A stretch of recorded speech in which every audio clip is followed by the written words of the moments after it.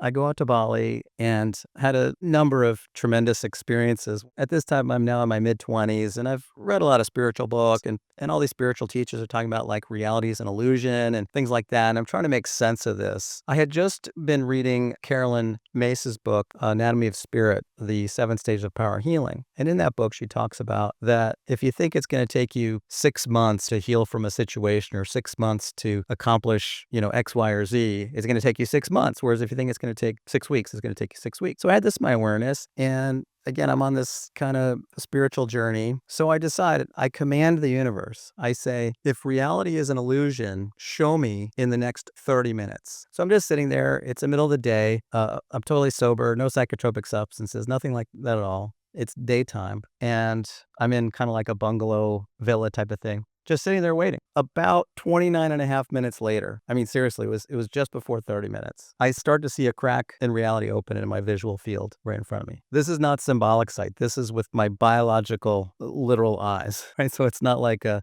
vision. It's like literally seeing a crack in reality, somewhat similar to what you might imagine like in a science fiction, special effects kind of thing. So I see this crack in reality open up right in front of me. And essentially, it's like this thread of light with the rainbow. So essentially, it looks like if you refract light through a prism and it makes a rainbow. So it's like the thin rainbow in this bright, almost like living thread of light. This went on for, I don't know exactly how long, maybe 20 or 30 minutes. And I would look over here or walk over here. And wherever I was, there's this crack in reality right in front of me. One of the things that's interesting about that experience is reality is not an illusion. The universe was showing me that reality is not what we perceive reality to be. But our lived physical reality here is real. And this is a bit of a mental trap or spiritual trap that some people can fall into. Like, well, if it's reality illusion, like nothing really matters here.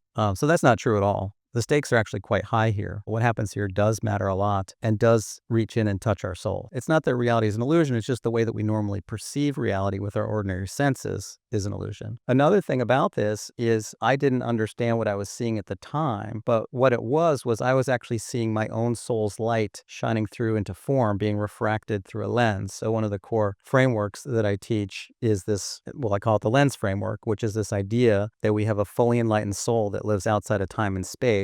And it's projecting its pure and perfect light into form. And that light passes through a lens, which refracts our soul's light first into liquid light and then into what we experience as solid. A lot of people watching this might be familiar with the idea of holographic reality. So it's like we're all in our own little reality bubble or holographic reality. And our soul's light is not only projecting our body into physical form. So it's not like it's projecting our body onto a landscape of physical reality or as a character in a movie. Our light's projecting in the entire movie, the entire holographic reality. So essentially, very central, is a huge part of all the work I do in the world and what I'm supporting people with is clearing out that lens so there aren't any cracks and distortions, because essentially, very many of us, maybe all of us here, are trapped in various forms of suffering. And we're earnest seekers. We want to have joyful lives for ourselves. We want to help support healing and awakening for others. We want to help the world be a better place. Like, we all have these beautiful hearts and souls, and we're doing everything we know how, right? We're working with conscious intentions or reprogramming subconscious patterns or limiting beliefs. We're doing energy work. We're following different teachers. We're doing breath work or meditation or cold plunges, or we're doing all this stuff. But there's still parts of our life that just won't cooperate. They won't budge no matter what we do. And this is a form of suffering. It's